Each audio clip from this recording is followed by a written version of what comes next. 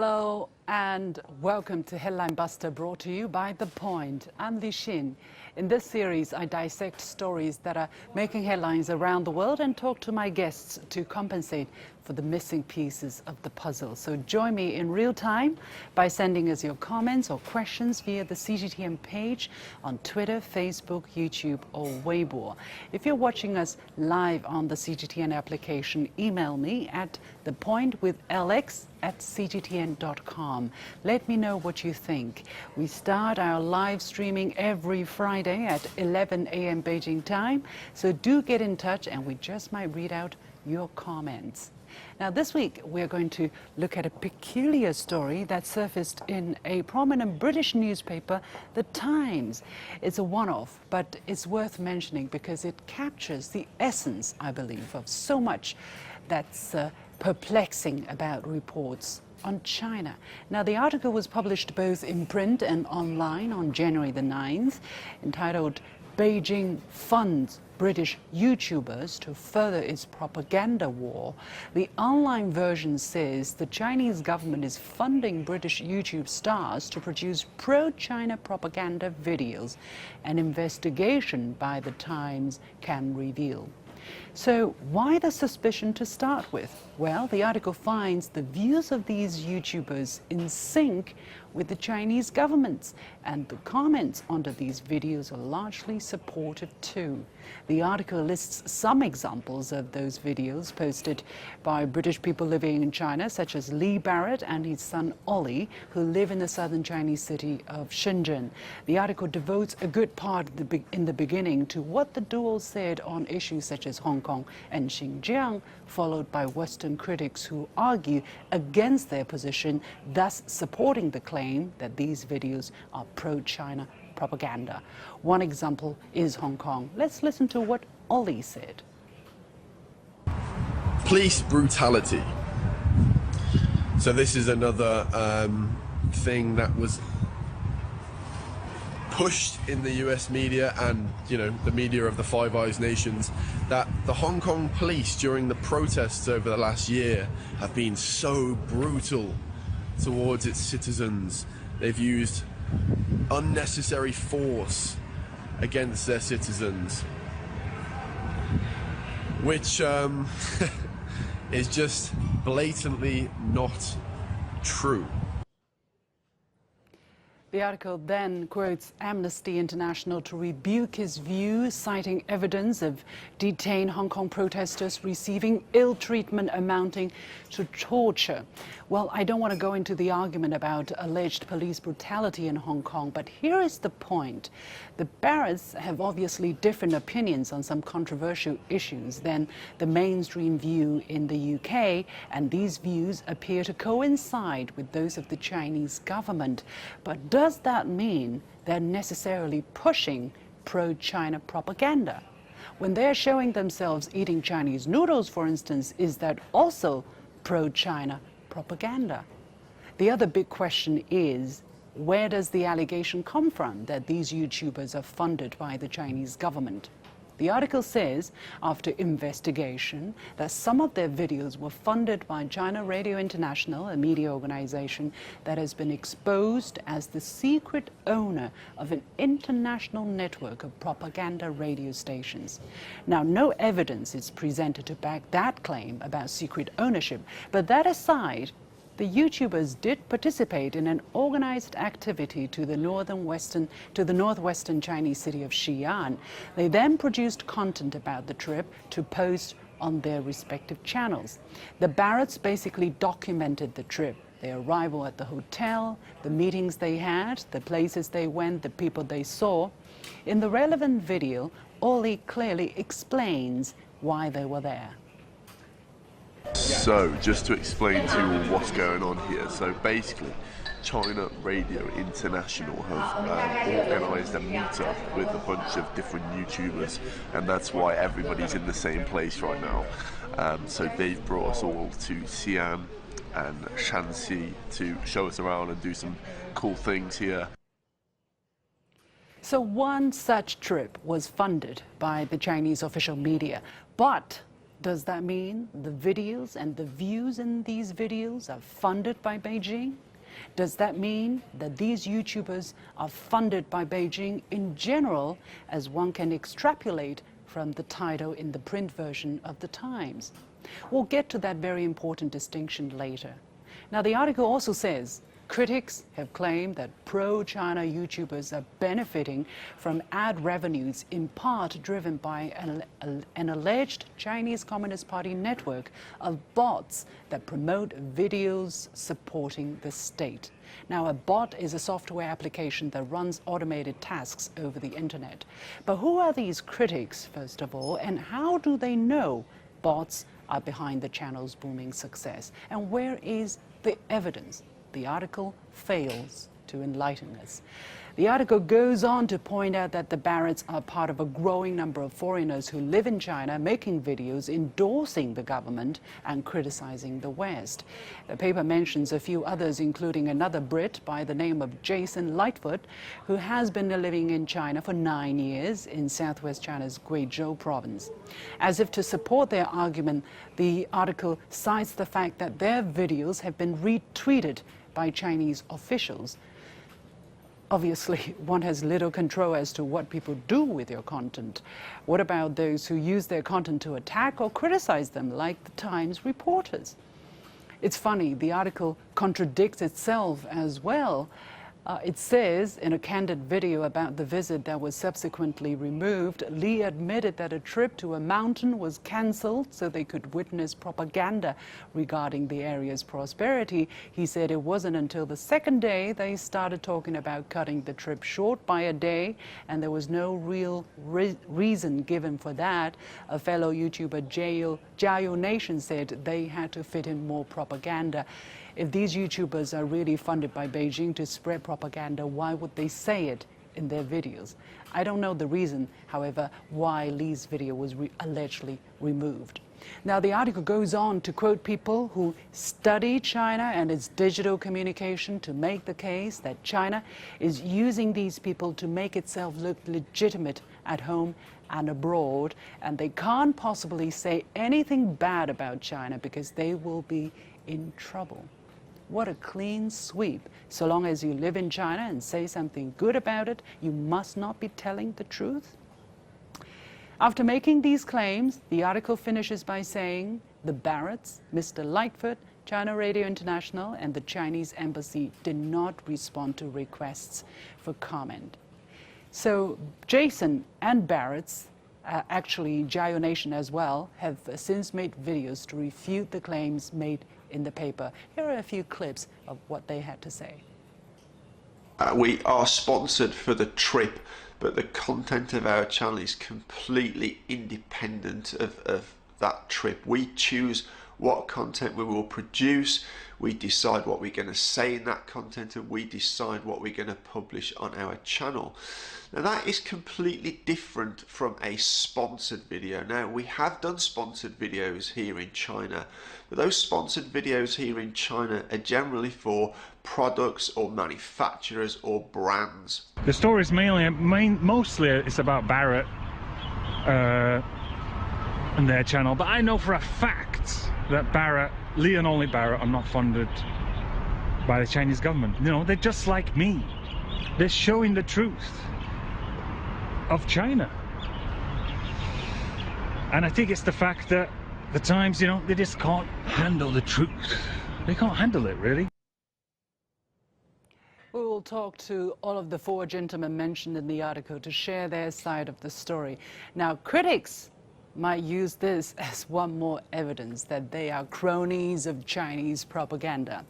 I just believe they deserve a voice in a story with a strong accusation related to them, to the media, and to China. We also reached out to the two writers of the article repeatedly as early as we could. No reply so far.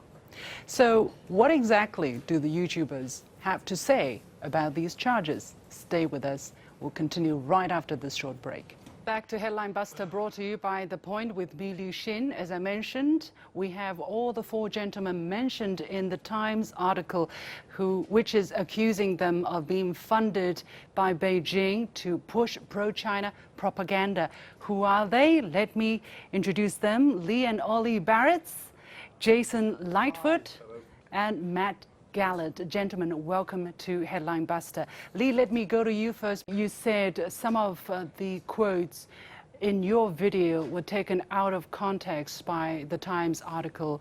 Would you elaborate on that? What do you mean, for instance?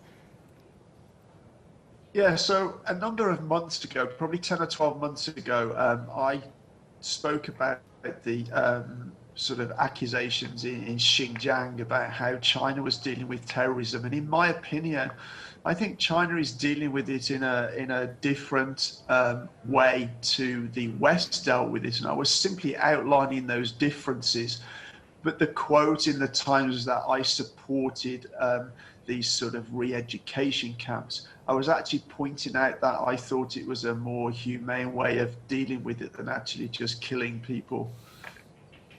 Well, we are not here today to discuss these issues, as I said earlier in the monologue, right? We don't have the time to go into the details. But the fact, Sure. I think the main accusation against you, all of you, is that you were somehow funded, or your video were funded by Beijing, as the print version of the Times paper says. Actually, it implies that not only one particular video was funded by Beijing, but you in general, your work is in general funded by Beijing to push out its propaganda. So Lee and later on Jiayou Nation, Matt as well, I want you to help us understand, how do you make of the distinction between a sponsored or funded trip where you are invited to make content versus funded content or even funded views by someone?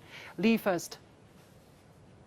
So I would distinguish it between that. If you're paid to say certain things, if your videos are examined and edited by a third party before they are released, I would suggest that was actually them funding the video. But in our case, we are not have any editorial sort of direction. We're just given,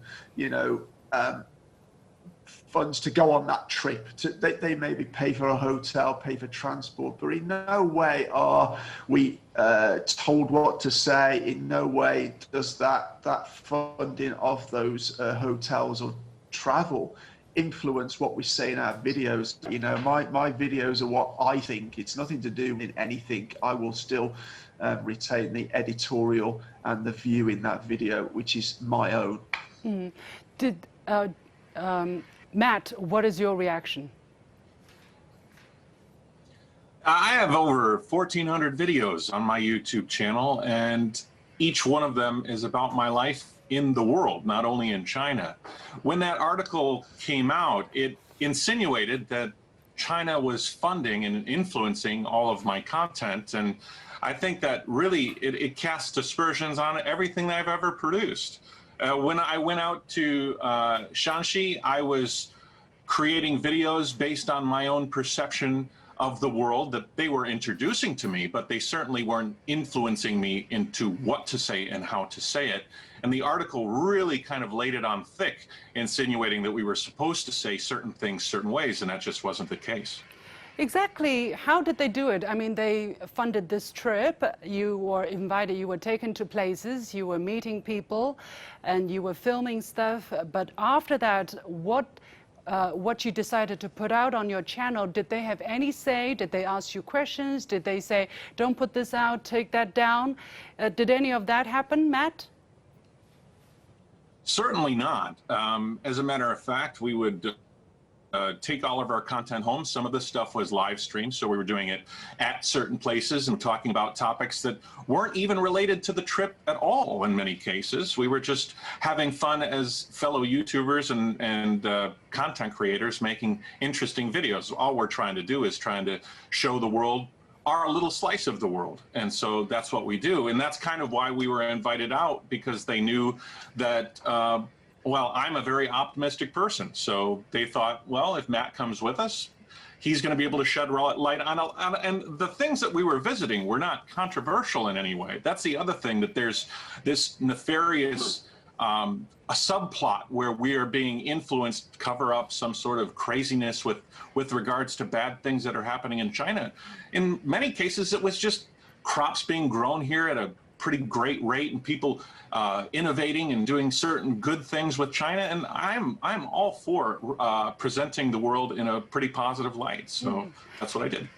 Ollie, I showed a clip about you introducing the purpose of the trip to the viewers of the audience, and you were also accused of doing a farcical vegetable dance by the Times article. Help us understand a little bit why, first of all, you felt it was necessary to explain the trip in front of the camera, and what about the farcical vegetable dance? Well, firstly, I think it's just we've got nothing to hide. So we all say that we are, with CRI, going on this trip. And I think if that was in any other country, that wouldn't be an issue at all. No one would think twice about it. But because it's in China, most people who don't understand much about China will assume it's got some underlying evil motive behind it. As for the farcical dance, that was actually something very spontaneous. We were going to see the greenhouses and the vegetables. And when we got off the bus to walk to that area, we came across this gentleman who he said, "Oh, look, I'm sort of live streaming." And we were very surprised to see it was a middle-aged gentleman and he had a big live streaming setup. So we got involved and we were having some fun and we were learning about what he was doing to sort of make the area more prosperous. And yeah, of course, that got taken out of context and that's not a surprise at all, but that was what it was. So, Jason, let me also ask you this question. You were also on that trip, and did anybody tell you what to say? And when it comes to being funded by the Chinese government, who exactly funds you? if it is not the Chinese government, you retweeted, you rebuked, saying it's Jason's purse, which is going a bit low these days. But how do you support? Yeah, how do you fund your videos? How do you fund your life in general? Yeah, so every single one of my videos is funded by me. Just like I said in the video, it's funded by Jason's back pocket fund, which is indeed running quite low at the moment. There's no company, no country that has ever funded any single one of my videos. And it's crazy to think that they would accuse my channel of being funded by the Chinese government, because literally in most of my videos, I'm just showing my everyday life. I mean, in my last video, I literally was just hanging around the Burger King. So do you think that the Chinese government would fund me to show an American company such as Burger King? It's just crazy. It's just my everyday life, really. But people are saying, but you have titles such as China is doing a great job, or the world is hiding China's success, or surveillance camera is good, and even me, sometimes when I look at these titles, I'm like, wow, that is, quite bold. Why do you go around and making these very bold statements about China? Are you not concerned that you might, exaggerate a little bit? Really, I just try to show the truth here in China. I don't try to make anything up. I just want to show the everyday life, my life here in China. I feel that my channel is quite unique because I show it from a different perspective, rather than showing the big cities such as Shanghai or Beijing, Guangzhou. I show it from a county level perspective, such as a small city like Xinyi in Guizhou province, which is one of the poorest provinces in China when compared to other provinces.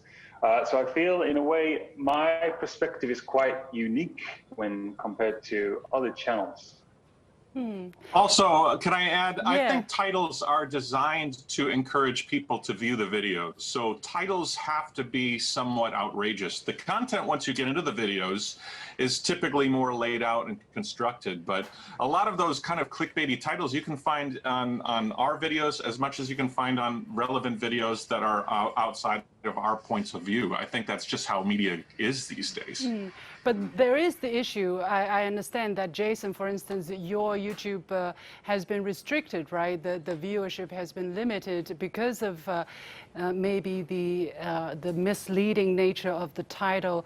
So, but that seems to be a different discussion, right? If you have a correct, objective title versus whether you're funded by Beijing to push some kind of a narrative. How do you look at that, Jason? Yeah, I feel at the moment my channel has been restricted, and the reason that they gave was misleading titles. But for me, I don't feel that my titles are misleading because I'm showing you the streets. I'm live here on the ground of China, and I'm just showing my everyday life. There's no story. There's no fabrication of anything. I'm just showing. I'm literally showing you the streets of China, and you're seeing it on the videos that I post. The title completely relates to what you see in the videos. So I don't know where they got that accusation from. Lee and Ollie, you have both commented on controversial issues such as Hong Kong and Xinjiang.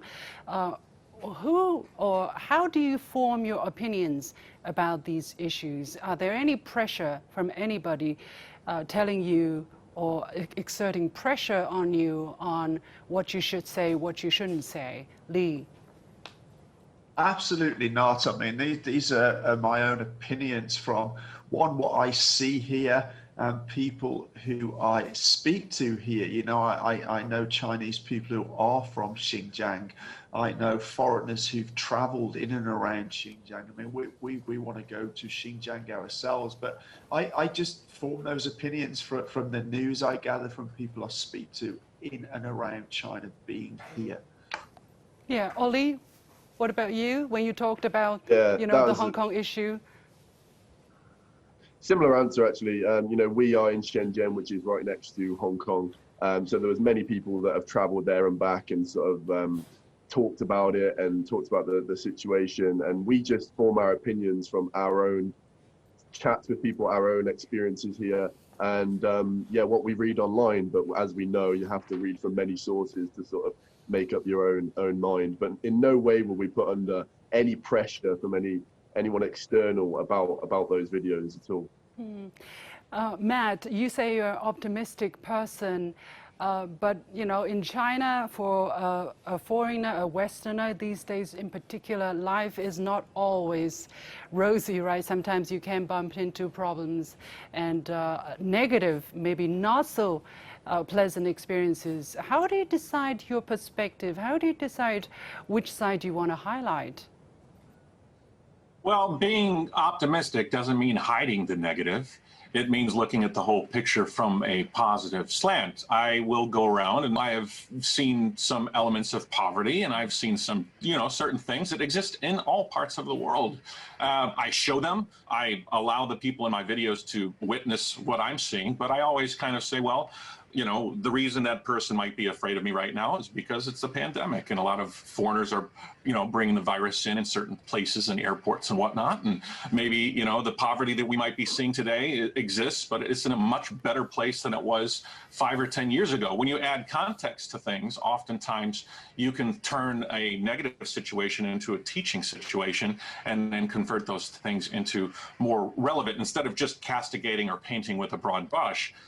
Adding some nuance to a topic and allowing yourself to see it from a better perspective is helpful. Jason, you particularly come from a very positive perspective about China, praising China on many things. Are there no negative side of your life that you think worth talking about? How do you choose your perspective, your angle? You know, I believe that, you know, China is not perfect. You know, every country has its positives and its negative. But for me on my channel, I choose to concentrate rather on the positive side of things. You know, it's not really good to get bogged down in the negative side of things. It's quite heavy, toxic to be consumed by hate. So I'd rather show and concentrate on the positive things, because, you know, every country has negatives, but you don't need to get bogged down and include that in your vlogs that you put on YouTube. Why do you feel you have the urge? If you don't mind, I'd just like to add, Yes. sorry.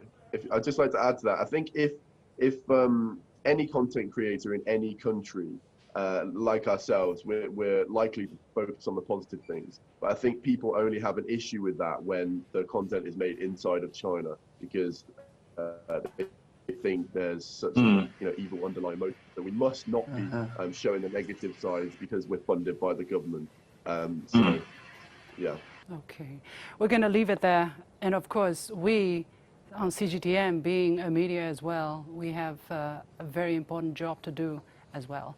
Many thanks to my 4 guests, Jason Lightfoot from Living in China, Matt Galat from Jiayu Nation, Lee and Ollie Barrett from Barrett's. And with that, we come to the end of this edition of Headline Buster, brought to you by The Point with me, Li Xin.